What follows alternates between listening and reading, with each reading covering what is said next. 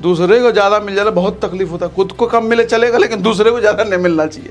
Distributor से ले रहे हो और आपको support time to time distributor का चाहिए होता है कि भैया हमारी मदद करेगा, कुछ गड़बड़ ठीक करेगा, हमारा आंसू से पूछते रहेगा, हमको रोना वोना आएगा, हमको कभी पेट उठ दर्द हो गया दवाई पहुँचा देगा हमको। ऐसा कोई है आपका तो ठीक है, रेगुलर ले लेना, लेकिन फ़र्क बहुत मोटा पड़ता है। आदमी आज के समय में अपने दुख से दुखी नहीं है, दूसरों के सुख से दुखी है। क्योंकि अगर इसमें गोलमाल किया, इसमें थोड़ी सी भी गलती दिखाई, लापरवाही दिखाई, तो सर 1 करोड़ का नुकसान हो सकता है। कंपनी कहती है कि भैया तुम हमारे पास फंड छोड़ो, अभी भी आए हो तुरंत चले जाओगे, थोड़ा रुको यार, नाश्ता पानी करो, 1 ही साल तो हुआ है अभी, खाना पीना खा के जाना, 2-3 साल रुको, 10 साल रुको। ऐसा कहने का मतलब है म्यूचुअल फंड वाली कंपनी का। किसी भी म्यूचुअल फंड स्कीम में अगर SIP करने का सोच रहे हो तो आज के सेशन में जो बात हम करने वाले हैं उसको बड़े ध्यान से समझिएगा। क्योंकि अगर इसमें गोलमाल किया, इसमें थोड़ी सी भी गलती दिखाई, लापरवाही दिखाई, तो सर 1 करोड़ का नुकसान हो सकता है। 1 करोड़ का आपका जो लाखों या करोड़ों का रिटर्न बन रहा था, उसमें बहुत बड़ा अमाउंट घट के आपको मिलेगा, बहुत बड़ा अमाउंट। कैसे, या ध्यान से समझिएगा। आज सर मान लेते हैं 2 दोस्त हैं, एक है अमित और दूसरा है राज। अमित 5,000 रुपए पर मंथ इन्वेस्ट कर रहा है, 30 साल तक करेगा। राज भी वही कर रहा है, 5,000 रुपए पर मंथ इन्वेस्ट कर रहा है, 30 साल तक करेगा। अलग अलग म्यूचुअल फंड में नहीं, सेम म्यूचुअल फंड में, सेम स्कीम में, इवन सेम फंड मैनेजर भी है दोनों का, मतलब डिट्टो सब कुछ सेम है। लेकिन फिर भी अमित को 30 साल बाद सर 3.5 करोड़ मिलेगा, लेकिन राज को 4.4 करोड़ मिलेगा। कैसे? ये आपके साथ भी हो सकता है। आपने जो मान के रखा है कि आपको 20 साल बाद या 10 साल बाद या जो भी आपने कर रखा हो आपको 1 करोड़ मिलेगा, लेकिन वहीं आपका दोस्त, आपका कोई पड़ोसी रिश्तेदार उसी फंड में, उसी स्कीम में इन्वेस्ट करके आप 1 करोड़ लोगे, लेकिन वो 2 करोड़ ले लेगा, तो खुजली कितनी तेज होगी जरा सोचो। आदमी आज के समय में अपने दुख से दुखी नहीं है, दूसरों के सुख से दुखी है। ऐसा अगर हो गया, सोचो कितना बड़ा दुख का बात है। आपको हमको 1 करोड़, उसको 2 करोड़, सेम स्कीम में, ऐसे के सुसाइड कर लेगा आदमी फिर। खैर समझते हैं इसको कैसे होगा।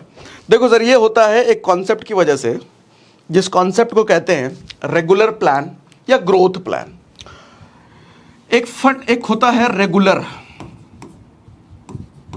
आप कोई भी म्यूचुअल फंड स्कीम में इन्वेस्ट करो ना सर, या तो रेगुलर होगा या रेगुलर होगा या डायरेक्ट फंड होगा।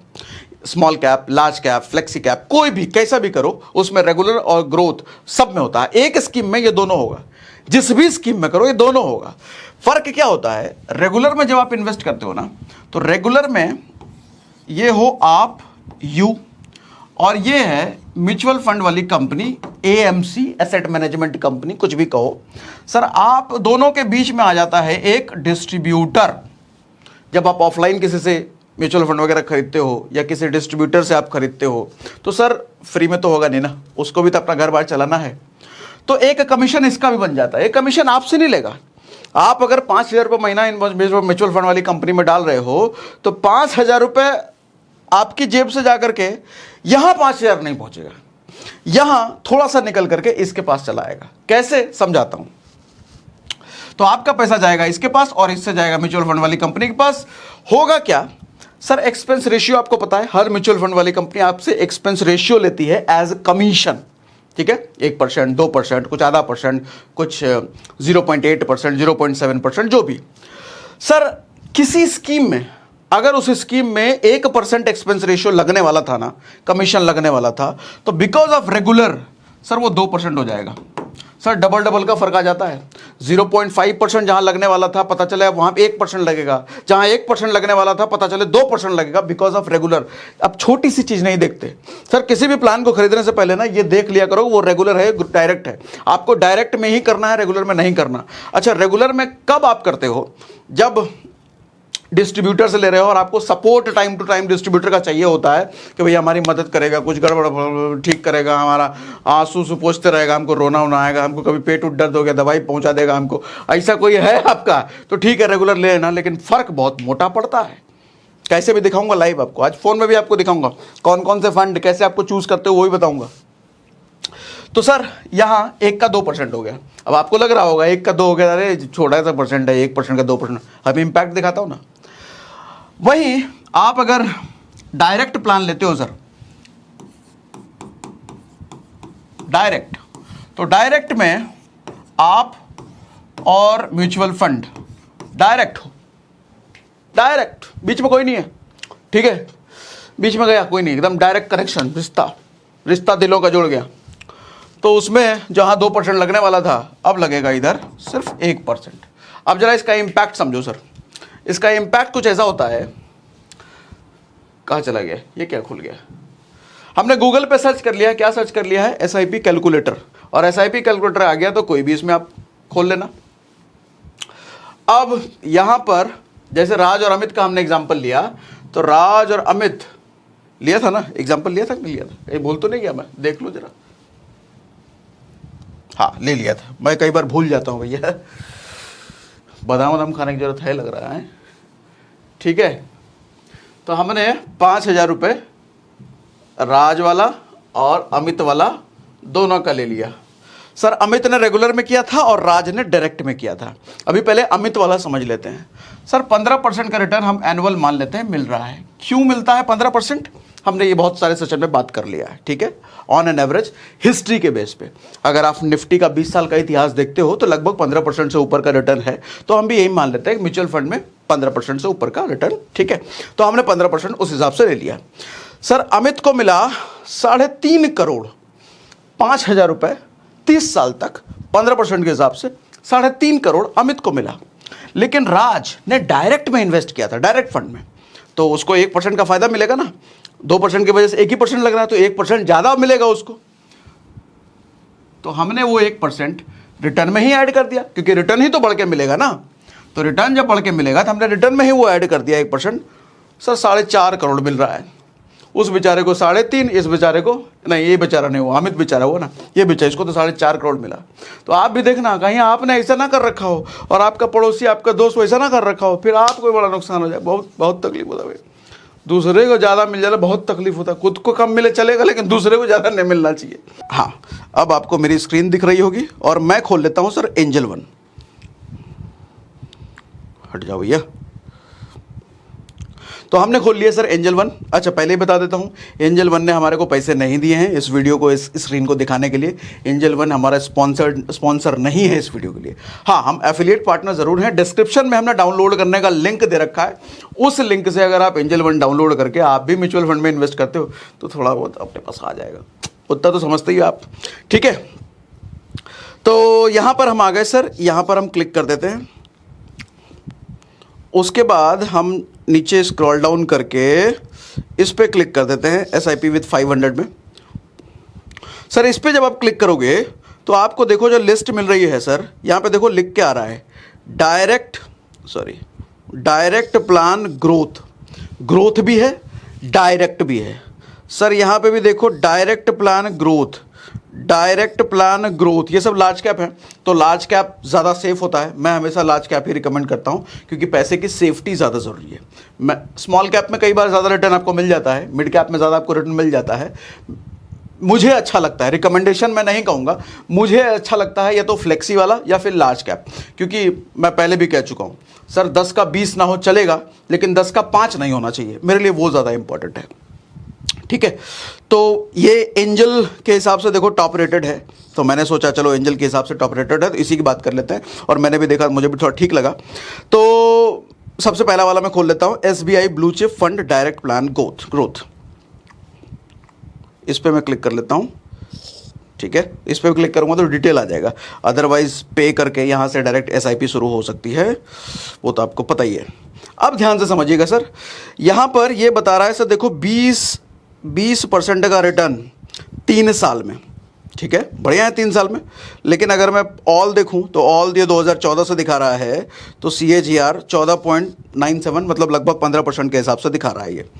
इसी हिसाब से अगर मैं 30 साल का देखूं, सर ये फंड में रिकमेंडेशन नहीं है, ऐसा मत समझ लेना मैं रिकमेंड कर रहा हूँ, बिल्कुल नहीं, मैं एग्जाम्पल ले रहा हूँ, ठीक है। इसी हिसाब से इस फंड का मैं लास्ट परफॉर्मेंस के बेस पे अगर 5,000 रुपये आप इसमें इन्वेस्ट कर रहे हो जैसा, और 21% इसने अभी तक निकाल के दिया है, और 5 साल के लिए फंड छोड़ो तो ये कितना दे रहा है सर, ये टोटल दे रहा है 5,32,000। इसी तरीके से आप कैलकुलेट करोगे 30 साल के लिए, तो 30 साल अगर 21% ये देता रहा, जो कि बहुत मुश्किल है, 15% ही मानो, लेकिन अगर 21 भी दे दिया तो ये 14,96,00,000 रुपए ये टोटल ये बन के आ रहा है, सॉरी टोटल ये बन के आ रहा है। लेकिन इस किसी भी म्यूचुअल फंड में इन्वेस्ट करने से पहले आप जरा ध्यान से कुछ चीज़ें आपको देखनी है। ये तो चलो मैंने ऐसे ही एक कैलकुलेशन ले लिया, लेकिन समझने वाली चीज़ ये सर एक्सपेंस रेशियो देखो यहाँ दिख रहा है, ये डायरेक्ट है, इसकी वजह से 0.87% है। अगर यही रेगुलर होता तो हो सकता है 1.5% या 2% चला जाता, और जिसकी वजह से 1 करोड़ आपके पास ना करके, समझ रहे हो ना, तो वो हो जाता।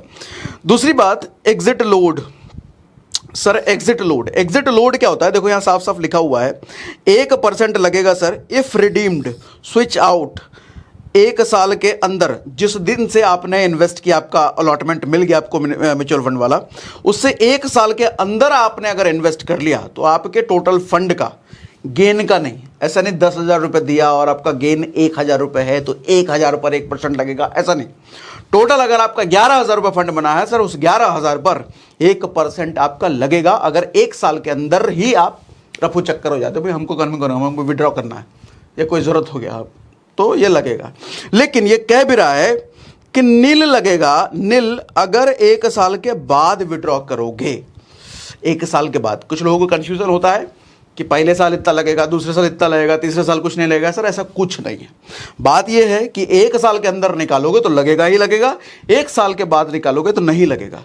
आप पूछोगे सर एक्सपेंस रेशियो भी लगेगा और एग्जिट लोड भी लगेगा। हाँ, 1 साल के अंदर एक्सपेंस रेशियो तो हमेशा तक लगता रहेगा, जब तक आपका फंड में है। 1 साल के अंदर निकालो, उसके बाद निकालो, एक्सपेंस रेशियो तो म्यूचुअल फंड वाली कंपनी ले रही हो तो लेगी ही लेगी।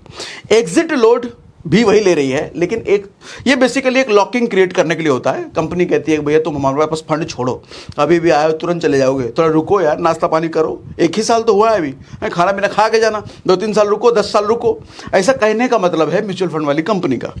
ठीक है, तो एग्जिट लोड ये होता है। अच्छा, बात टैक्स की, बहुत सारे कमेंट्स में आपने पूछे सर टैक्स क्या लगता है। सर टैक्स, पहली चीज़ तो ये समझो कि आपकी इनकम स्लैब, जो स्लैब में आ रहे हो उस स्लैब के हिसाब से तो लगेगा। और 1 साल के अंदर अगर आप निकाल रहे हो, जैसे यहाँ पर देखो 1 साल के अंदर आप निकाल रहे हो तो पहले तो एग्जिट लोड लगेगा, 15% टैक्स लगेगा गेन्स पर। यहाँ गेन्स पर कह रहा है, यानी कि अगर आपका 10,000 रुपये इन्वेस्टेड है और उसमें 1,000 रुपये गेन है तो सर उस 1,000 पर 15% लगेगा। ठीक है, ऐसा नहीं है कि 11,000 पर लगेगा।